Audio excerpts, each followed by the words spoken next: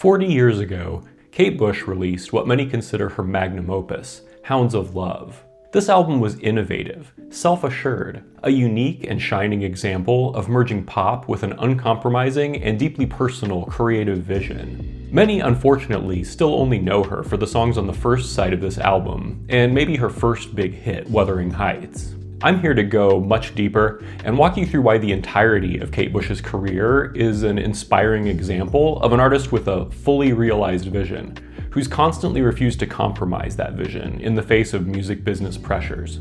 We're going to cover her life before her career took off, her breakthroughs into popular culture, the moments of technological innovation that have changed popular music. We'll discuss her evolution with every album, and cover where to start if you're new to her music. And if you like playlists, I made you one. You can find one in the description, and hear the playlist I'd give to a friend who had the good fortune of exploring Kate Bush for the first time.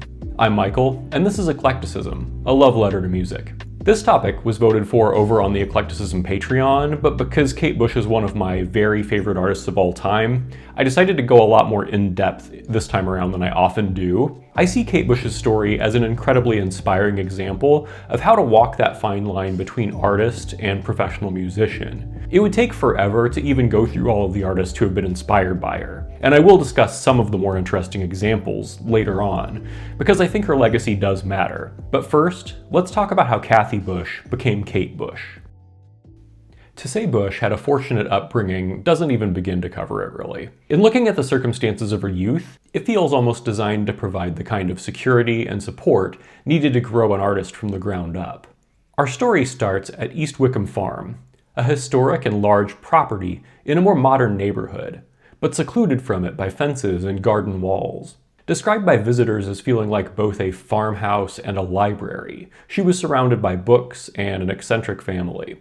Apparently at least one ghost, too, which led to an exorcism being conducted on the property while they lived there. They were within a train ride of London, but the farm was an inspiring cocoon during her childhood. Her father was a successful doctor, whose income provided a level of upper middle-class comfort, and her parents were both described as warm and eccentric. Her brothers were both significantly older and protective of Kate. Their musical and literary explorations were an influence on Kate's thoughts and tastes as she grew up. It was a rustic, historic property with gardens, a variety of pets, and farmland. But despite their comfort, their family was artistic and bohemian, with music and creativity the norm in the family. Kate says, "I think being brought up in a situation where music is there, people are being creative, it feels natural for you to do that too." She never needed money, the way many of her peers did, so there was no need to babysit or get a job. Her focus from a young age was on getting through school and on her own creative expression. The music at home was of the classical and traditional folk varieties, with pop sneaking in as it often does. Kate's first album was Simon and Garfunkel's Bridge Over Troubled Water, and among her earlier favorites were Elton John, Roxy Music, King Crimson, and Mark Bolan. Paddy Bush was a musician embedded in London's folk music scene, and he would contribute in some way to all of her albums up until Ariel. Both of her brothers had extensive musical collections and knowledge, and introduced her to the contemporary folk scene, including the incredible string band, who they were all fans of. Jay was a Cambridge dropout fascinated by philosophy, mythology, spiritualism, and clearly had a deep love for exploring ideas. Inspirations from both of these brothers can be found in Bush's work, with her songs that tap into mythology, literature, history, and merge elements of folk traditions with her unique take on pop music. She began writing poetry during her school years. It wasn't long before she started trying to turn this poetry into music, beginning to compose songs on the piano. Her family, as usual, supported her by giving her plenty of uninterrupted time to work on this, and she'd often spend 6 to 8 hours at the piano, 7 days a week. Despite her father and brother Paddy playing music as well, it became clear to the whole family that she had something special pretty early on. They would listen when she wanted to perform something for them, and they'd leave her alone when she was just working on her own. By the time she was 14, she'd recorded a large catalog of her own songs to tape at home. Her brother, Jay, had a friend named Ricky Hopper from his time at Cambridge, and Ricky was now in the music business. Once Ricky came around to hear some of Kate's tapes, he began trying to find an inroad for her into the industry. And when Kate was 15, Jay played some of this music for Pink Floyd's David Gilmour. Despite the roughness of the lo-fi recordings, David recognized something unique in the songwriting, and he was immediately curious of this young artist. He even went out to East Wickham Farm to hear Kate perform her music in person. Discussing this experience, Kate says she was shaking like a leaf, but that he was a human, kind person and genuine. Not long after, Kate Bush arrived at David Gilmour's home studio, where he'd assembled a group of musicians to help her record a higher quality demo so she could shop it around. This was Bush's first time playing with other musicians, yet the sessions went well with Gilmour's guidance. And despite this initial tape of demos making no real waves in the industry right away, Gilmour stayed in touch with Bush, and he took on kind of a mentor role in her life that would continue for decades. They had multiple run-ins and interactions during that period, and she dropped in to visit him during the recording of Pink Floyd's Wish You Were Here album in '75. Then, since that first demo wasn't getting her anywhere, Gilmour put up the money for her to make a studio-quality tape of some songs, and he chose some experienced musicians for her to work with on the project, though he wasn't directly involved in the recording. Bush, now 16, was fascinated by seeing how the studio production process worked for the first time. One of these demos, The Man with the Child in His Eyes, would pair her singing and piano with strings from the London Symphony Orchestra. During the final days of recording Wish You Were Here, Gilmour played EMI's general manager Bob Mercer, the man with a child in his eyes, and this moment finally got things moving for Bush's career. This record would in fact find its way unchanged onto her debut album years later, along with one other song from this demo, the saxophone song. Bob Mercer set up a meeting with Bush and her father to discuss her career, and in what feels like another moment of Bush being the exception to the rule, Mercer did not want to push Bush into recording anything in the short term. He wanted to give her more time and support in developing as an artist. Her parents were supportive when she wanted to pursue music full-time instead of continuing with school, despite the fact that she'd done exceptionally well in school. With a deal with EMI on the horizon, Bush's decision to become a musician was officially made, and now it was just a matter of waiting.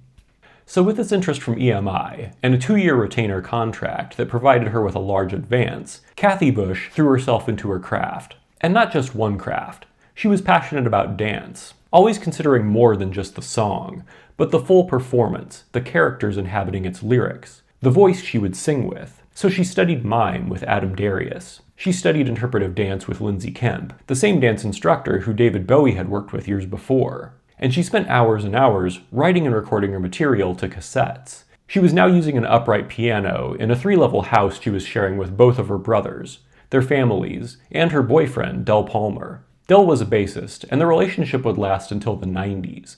He'd continue to be one of her main music partners long after the romantic relationship had ended. And this was one more example of a sort of stability in Bush's life that didn't make for good headlines, but it did allow her to focus on her craft without a lot of drama or noise distracting her from it. This was also when she decided she wanted to be called Kate, putting aside the name she associated with her childhood. But here comes one of the crucial moments that show how Bush isn't just lucky, photogenic, hardworking, and talented. She's also very smart. Kate and her family met with people including David Gilmour to understand what would be the best way to set Kate up financially before signing anything. The family started a set of 5 limited companies with the entire family directors and shareholders, and these companies would serve to protect Kate's interest when it was time to start signing contracts. At this stage, without Kate having anything other than a bunch of cassettes, they hired an accountant and a solicitor. With all of this input, even at such an early stage, the final choice on everything was still Kate's to make. This setup for an unsigned and new act is almost unheard of, but it turned out to be the perfect move for Kate's career. When she did sign her contract with EMI, she was able to negotiate to have options at the end of the 2nd and 3rd year. In other words, she could renegotiate her contract and not be locked into that initial agreement. This turned out to be pivotal, and since I don't want to bore you with legal stuff twice in the same video, I'll go ahead and talk about that now. The success of her first single would put her in a position of strength when renegotiating, at a time when she was still very early in her career. So during contract renegotiations, she was able to retain ownership of her later recordings, only leasing them to EMI for periods of time. Basically, she owned her masters for most of her albums. So when Running Up That Hill goes to #1 decades later, who makes that money? Not EMI. Setting Kate up for success did take time, and for a teenager, she undoubtedly was ready to get in the studio and really kick her career off, but EMI insisted she get some experience performing live before she went any further with recording an album. And hence, the KT Bush Band came about. For the introverted and shy Kate, performing live was not something she was excited for. despite having invested time in learning to dance, improving her voice, and writing so much material. But her brother Paddy connected her with a trio who became her support in a short run with the Cathy Bush Band. They performed a lot of rock and roll covers, with some of the more upbeat songs by Kate making an appearance. James and the Cold Gun was a particular crowd favorite. This one allowed her to incorporate some of her new mime and interpretive dance skills she'd been developing. So over the course of just a few months, the little band's gigs went from a small gathering to a packed room, showing that even if her path had been a little bit different, Bush might have found success with a more traditional way through the music industry, working her way up through the local scene. But for Bush, and for her record company, this was more of an exercise, like her dance classes and vocal training, to ensure that when her career really kicked off, she was ready for it, and kick off she did. Her first album, The Kick Inside, was recorded over 6 weeks. The backing band was pulled not from session musicians, but from members of 2 young and successful bands of the time, 2 members of Cockney Rebel, and 2 members of the Scottish band Pilot. Members of the Cathy Bush Band were understandably disappointed at not being included on this recording, and Bush tried to get them involved, but this is one of the battles she didn't end up winning. The combination of musicians and producer Andrew Powell proved to be a dynamic combination, though. Several tracks were finished in the first day, and several members of the band refer to working on The Kick Inside as a career high. There was a recognition that Bush had a certain something special, as the softly spoken teenager's voice shifted to inhabit different characters portrayed by the songs, sometimes dramatically changing the personality of her voice for backing vocals on the same track. After years of hard work leading up to this moment, her first album showed a remarkable amount of confidence and an unusually unique music point of view for a debut. Later, she would be bothered by the lack of creative control she'd had while making this album. But at the time, she was understandably excited to have the chance to finally make an album and bring these songs she'd written to life. The Kick Inside is full of haunting, beautiful songs that feel influenced by everything from pop to cabaret to prog. And Kate's vocals were so unique on this album that they were a subject of parody for years after, hitting absurd high notes without her voice breaking, and at the same time conveying a huge emotional range. The songs for this album were selected from roughly 200 songs Kate had recorded to cassette previously. On this album, she goes from soft, beautiful moments like Moving to theatrical rock moments like James and the Cold Gun. The emotional tones of the album go from light and playful to dark and heavy, showing a remarkable range for such a young artist. The title track is one of the big highlights, and the darkest moment on this album, with a story I would need multiple trigger warnings if I were to go into. Instead, I'll just point out that the song's tragic story shows an intense empathy for deeply flawed characters, and displays Bush's ability to conjure stories that feel closer to myth than your usual pop song topics.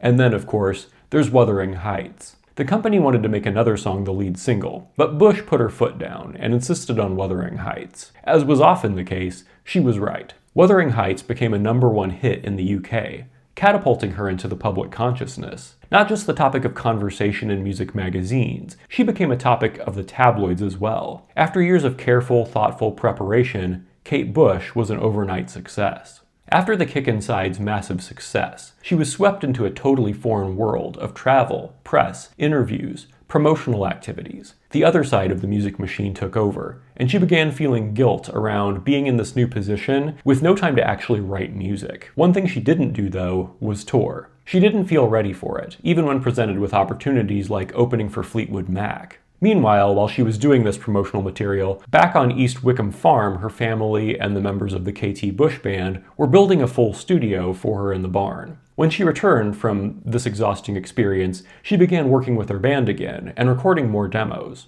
Her intention was for the next album to have more edge to it than her first. She was already starting to feel dissatisfied with how her debut sounded, and she was already hungering for more control over her creative process. Her second album, Lionheart, had a few things working against it. First, Kate hadn't been given much time to recover, and she was again in a new studio. She was working with the producer from the first album again, but now she was bringing in her own band, who didn't have studio experience. It sounds like her producer was never fully behind her band being involved, and he started bringing in other musicians to show her how they could make the songs sound. At some point in the recording process, the Cathy Bush Band was dismissed, and Bush was again working with a band who was suggested by the producer. On this album, she was starting to recognize the potential of the studio, and how it could transform songs and make them into something that a live band couldn't make them. This led to her leaning into perfectionism more than she had on the first album, spending more time trying to get the perfect vocal takes and performances, but all in all, the album feels much more like The Kick Inside than I'm sure she had intended.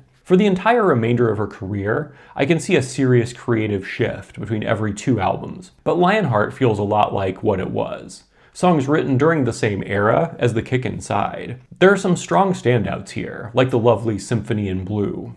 Wow was the biggest hit from the album, and it was one of the two songs where her original band's performance actually did make the album. For me, it's not really one of the stronger hits in her career, and the album ends with the really fun tribute to British horror, Hammer Horror, ending on one of the most rocking and fun tracks on the album. So for me, Lionheart feels like one of the least essential of her albums, and this isn't because it's bad in any way. It just comes down to how strong the competition is, and how many times she's reinvented herself, and done something that's completely unique on later albums. So this album stands out from the pack much less than many others, for sounding pretty close to The Kick Inside. Bush's opinion of the album is fairly similar, and she once said, "I don't really think that Lionheart expressed the true phase I was in at the time, whereas all the others have." What followed Lionheart was another anomaly in her career, a large-scale tour. And it was a tour that only Kate Bush would attempt. A merging of music, theater, magic, mime, dance. The kind of tour that would show off all of Kate's talents, and allow her to embody the characters of her songs with more than just her voice, and in more than just a music video. Fun fact, because she wouldn't be able to hold a mic while dancing and moving around the stage, it was this tour that necessitated the creation of the first headset mic to be used on stage. It was nothing fancy, just a coat hanger bent to accommodate a wireless mic, but it got the job done. Leading up to the tour, Kate was intensely focused on getting into better shape and preparing for the physical toll of the tour. After a warm-up gig the night before the tour officially started, lighting engineer Bill Duffield had a fatal fall from a stage structure. This was, of course, emotionally difficult for the entire crew who had been working with him, and a song on Bush's next album would be dedicated to him. Kate was only 20 at this time, and according to some of the others on the tour, she took the accident especially hard. The tour was accompanied by almost universal praise in the press, and there's a very good EP of some material from this tour on stage. It's absolutely absurd to me that after this much time has passed, there's still not an official live album from this tour. A VHS tape of the Hammersmith show was released, and it did have a CD to go with it, but it's never been an independent release. It's never been on vinyl, so the EP is basically just teasing us about how good that album might have been. Kate Bush's first two albums were mostly written before her career even took off, and both usually featured a traditional rock band backing her. This next era, though, would see her starting to see the studio in a new way, as a place where she could experiment and develop songs into something you could only produce in a studio. Her third album, Never Forever, would mark her first experiments with a synthesizer. She became fascinated by the Fairlight CMI, which was one of the first sampling synthesizers used in pop music. By this point in her career, Kate Bush was firmly in the driver's seat when in the studio, pushing her music more and more, with a variety of multi-track machines being used, and a synthesizer, along with a rotating cast of musicians hand-picked for each song. She would reportedly work in the studio for 20-hour stretches, throughout the entire night and into the following morning.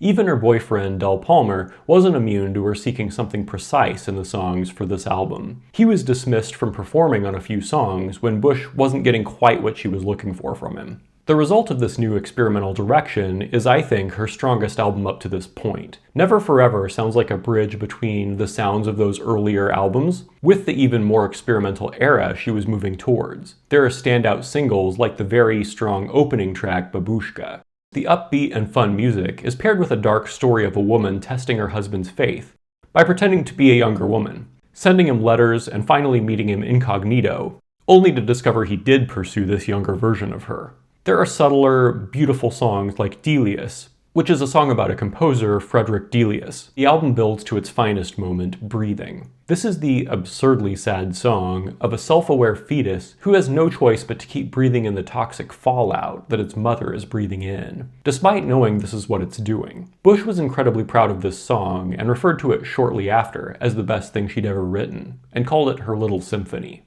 The album artwork is a stunning painting by Nick Price that illustrates a flood of creatures coming out from under Kate's skirt, some with positive connotations like swans, and some that are strange monster hybrid creatures. When asked why she wanted them all coming out from under her skirt, she replied, "That's where all her songs come from." Never Forever hit #1 on the album charts, and made her the first female solo musician to do so in England. After a brief break, she was back in the studio working on album #4, which would push her experimental nature to the breaking point, or depending on who you ask, maybe past the breaking point. For The Dreaming, the 22-year-old Bush was moving completely into the production role for the first time. She was pushing her use of the cutting-edge Fairlight synthesizers even further, taking some inspiration from Peter Gabriel's recent work with them. Nick Launay was helping with the editing process, and was her major co-conspirator with this, the majority of the album's development being the two of them sitting at the mixing boards, trying every experiment that crossed her mind. He mentioned spending long periods of time just working away at the mixing board, with chocolate bars and a big bag of weed sitting at one end of it.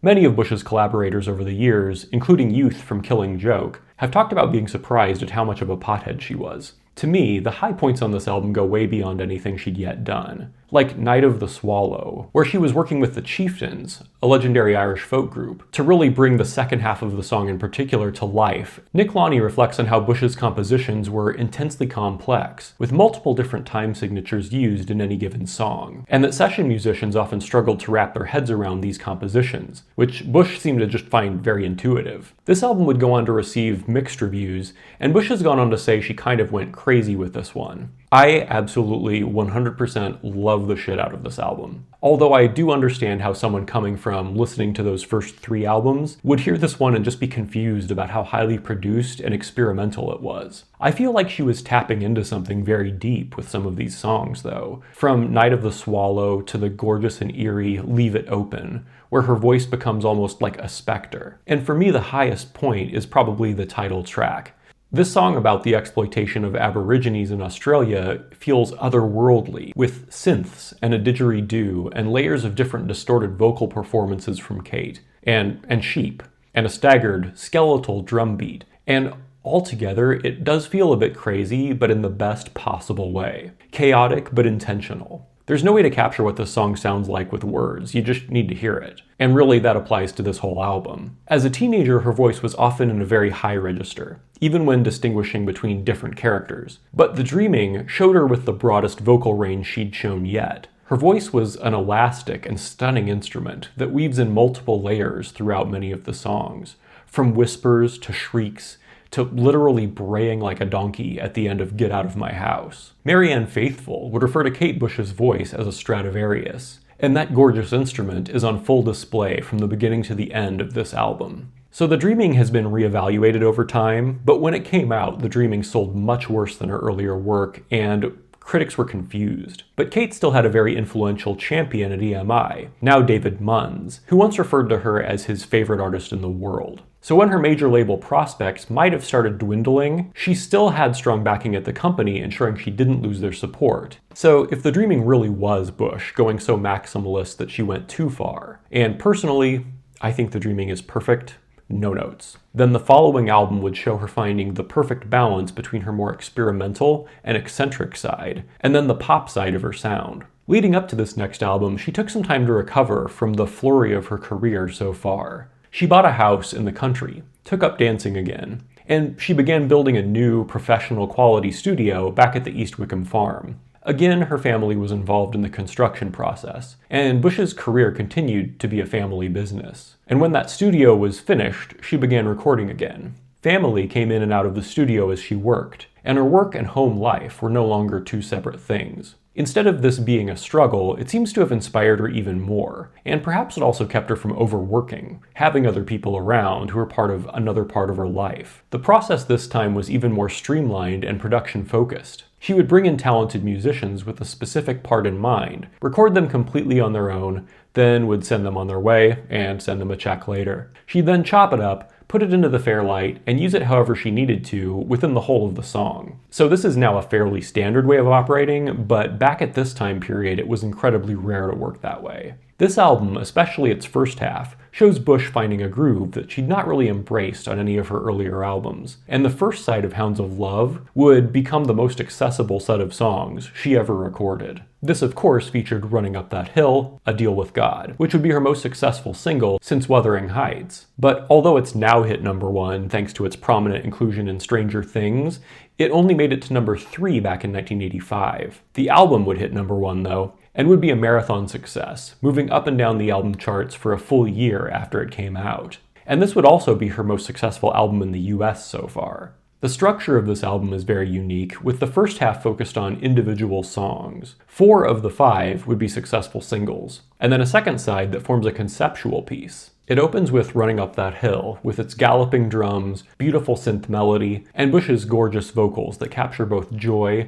and a level of wistfulness. It's a song about wanting to know what it feels like to swap places with her partner during intercourse. Not typical stuff for a big pop song, but nothing is typical about Kate Bush anyway. She often explores a gender ambiguity in her lyrics, taking on characters that are male, female, donkey.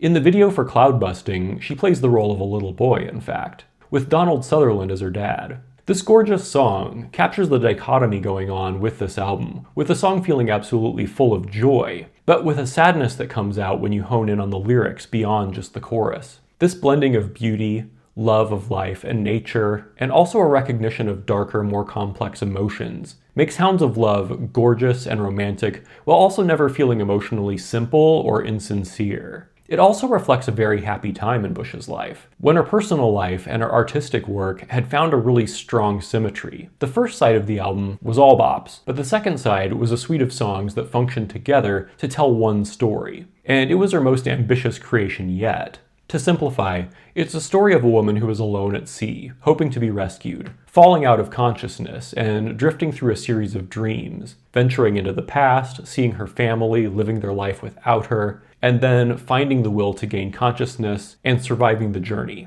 I've mentioned how strong the first side of the album is, but the climax of the album really is the combination of Jig of Life and Hello Earth. Jig of Life leans more into folk instrumentation than anything she'd done up to this point, with an instrumental bridge that sounds like it could have come straight from an Irish folk band, but it works within the context of the album, and it forms a climax you couldn't have predicted before it hits. Then this song transitions into the ballad of Hello Earth, a ballad where she seems to be witnessing the beauty of the world during an out-of-body experience as she's being rescued. The second side, called The Ninth Wave, is a little pop-prog masterpiece, and it wraps up the album that has gone on to be considered the greatest work she's made by most people. I feel a deeper connection with The Dreaming, maybe because it feels imperfect, like it goes past the boundaries of pop and becomes a little too experimental for many people to want to keep up. But I wouldn't actually try to argue that The Dreaming is a better album than Hounds of Love. For me, they're both absolutely peak albums. I think they're probably both in my favorite 10 albums ever made.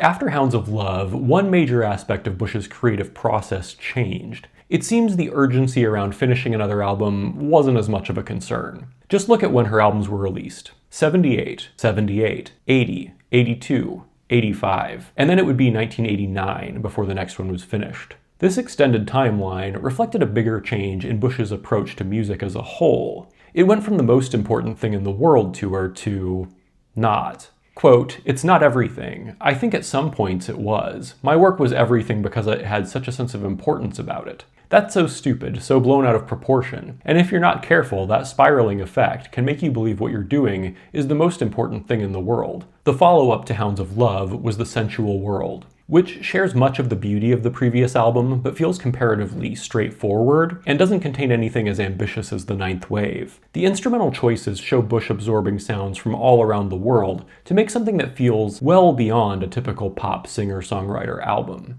It includes Irish pipes, fiddles, bouzouki, Celtic harp, orchestral arrangements, but the strongest of all these elements of traditional music was the trio Bulgarka. This trio of Bulgarian vocalists performed on 3 of the album's tracks, with a contribution in each case making that song one of the album's highlights. The title track was an obvious choice for a single, with its beautiful melody, breathy vocals, and its mix of modern production with traditional Irish musical elements, making it feel familiar but also kind of otherworldly. And then the album's most creative peak for me is Rocket's Tale, which combined the trio Bulgark's intuitive and mostly improvised vocals with Kate's lyrics. This then flows into an electric guitar solo by David Gilmour, And this doesn't sound like a mix of elements that would work, but they go beyond working and create a gorgeous melding that sounds like nothing else. Nothing else she's done, nothing anybody else has done. And this was, of course, the album with This Woman's Work, one of her most enduring songs. It's a beautiful and empathetic look at a man's role in the process of childbirth, the powerless waiting when everything has passed out of your control, and it of course became the perfect title for any future biographies, compilations, YouTube videos. I've heard some people dismiss The Sensual World as not experimental enough, or as a step down from her earlier work, even for sounding dated. I don't agree with any of these critiques, and this one ranks for me very high, about the same level as Never Forever. I would say Hounds of Love is the best starting point with her albums, but this is still one any fan should spend some time with. And expecting the next album to live up to Hounds of Love is a ridiculously high expectation. You can't expect anybody to do that. She only released one album during the 90s, The Red Shoes, in '93.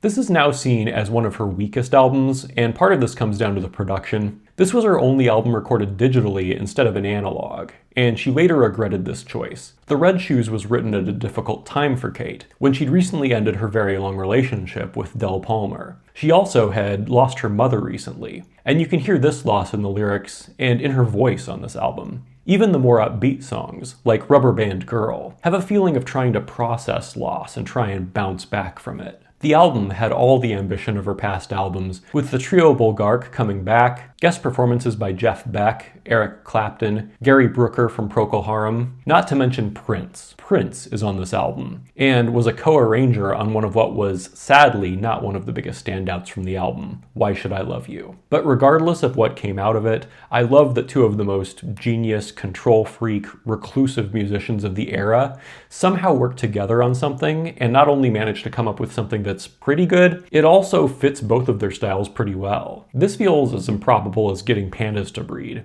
There are some other standout songs, like Top of the City, but overall the songwriting has dipped in some places compared to her past work. It's not one of those cases where fans should just ignore the album, but I definitely wouldn't recommend starting with this one. In my own ranking, I put this one at a level pretty close to Lionheart, but maybe just a touch higher, which means that it's close to the bottom so far. And after this album's cycle of press and a few televised song performances, she really went invisible for over a decade. But when she stepped away from the spotlight, the media began portraying her even more as some eccentric recluse, hiding away behind high castle walls. The truth was much more complicated, and much more down to earth. She now was prioritizing family more than she had before. She was taking the time to really grieve the loss of her mother, and the loss of her romantic relationship with Del. She was also intently focused on her new family, and devoting time to raising her new son, Bertie. And she didn't stop writing music. The first versions of a song from her next album would be recorded in 1996. And what an apt song it was for this period in her life. King of the Mountain is a song about imagining Elvis as not dead, but just gone from the spotlight, surfacing through glimpses and photographs, almost like sightings of the abominable snowman. It doesn't take a big leap to think of this as similar to where Bush was going herself, set apart from the world, looking down at it from the mountaintop, watching the wheels go round and round. The work on this new album came together over years, still with the help of some long-standing fellow musicians and with the inclusion of family members. EMI, miraculously, was supportive during this time and didn't attempt to rush her through the next album cycle. As this next album took shape, it was structurally similar to Hounds of Love, but even larger in scope. A double album, with the second album one storyline, told through a series of interconnected songs. The first album, titled A Sea of Honey, starts with King of the Mountain, but it has a lot of very strong tracks. The mood is more understated, the production feeling modern without those gated drums or massive production that she'd had on her last several albums. A strong highlight for me of this first side is How to Be Invisible, with lyrics that sound like the recipe of a magic spell for becoming invisible, also seeming like an apt topic for a song during this era. And another of my favorites is A Choral Room, which closes the first LP. This song is a stunning meditation on the passage of time, and feels like an homage to her mother as well. As it draws towards the end, it hones in on the idea of loving the moment of your life right now. This is a topic that's been covered from everyone from Van Halen to Bieber, but never with this beauty or subtlety.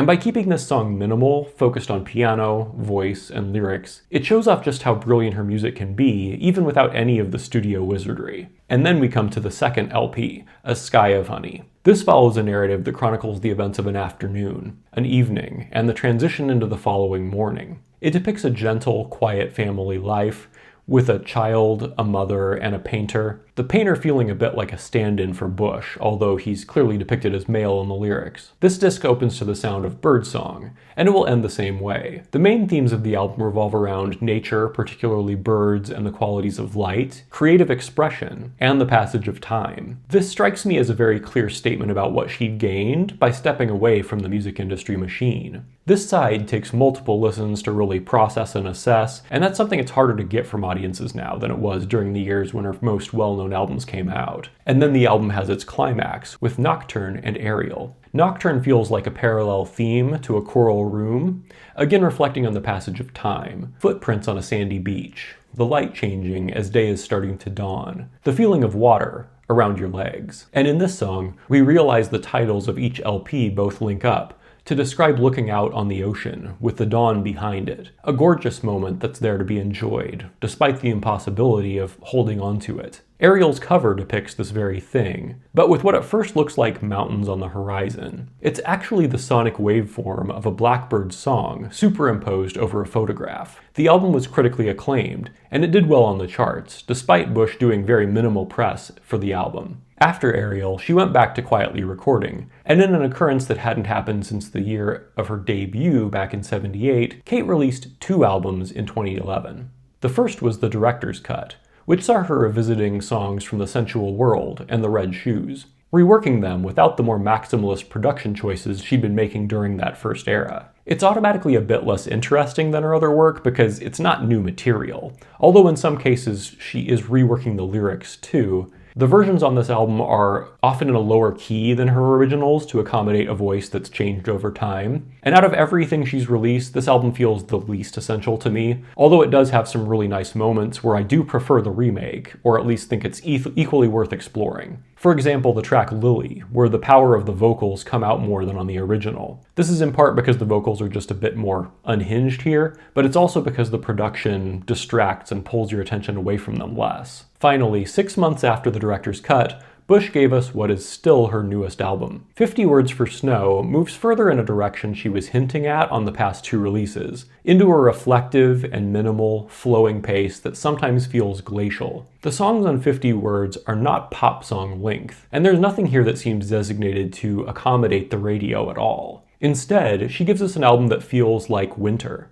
like looking out on a soft, quiet snowfall that has yet to be disturbed by any footprints. This is without a doubt my favorite winter album, with its fragile, slow, and beautiful songs being the absolutely perfect accompaniment for a thoughtful walk on a snowy day. I find the sequencing perfect throughout this album. It flips the usual strategy of putting the linked tracks on the back half, and this time the first trio are the longest songs, and all set the mood of the album, depicting different strange winter stories. First, there's the story of a snowflake falling, while someone is trying to find and catch it amongst all the other snowflakes. The second track is about an actual urban legend where a ghost of a Victorian woman rises up from Lake Tahoe periodically, frozen in this cold lake and preserved through the centuries. In this version of the story, the woman is calling out to her dog, whose ghost seems to be trying to find its way back to her as well. And the third track, Misty, is a song only Kate Bush could write and make sound as reflective and elegant as it does. This is a song about a woman who makes a snowman, then makes love to that snowman, then wakes up in the morning with a sense of loss after that snowman has melted in the bed with her. So what we get with this album instead of a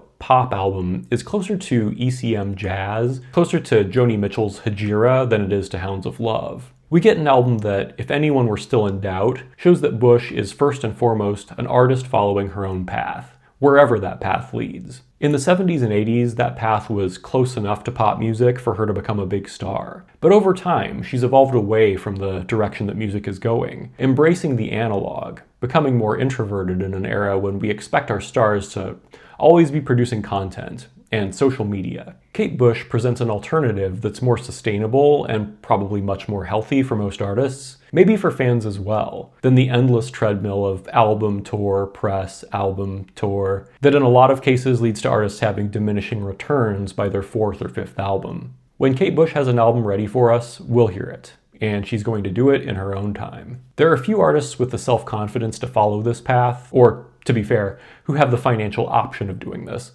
After all, she's managed to acquire the rights to the majority of her work, and in 2011, she began releasing her work on her own label, Fish People. And the latest big news in the Kate Bush world has been her Before the Dawn performances, where she's finally brought her music to life again with a theatrical take on her music on the stage. The first full-length live Kate Bush experience since the Tour of Life. The set list was firmly for the real fans, as she performed the 9th Wave as a whole, along with the second LP of Ariel as a whole, the two of these longer pieces covering more than half of the show's duration. But this brief concert residency was recognized as an event in the world of music, more than likely the last opportunity to see this great artist live. And finally, we get a comprehensive live album that wasn't released alongside a VHS tape, but as a standalone album, even on vinyl. And so far, that's the Kate Bush story.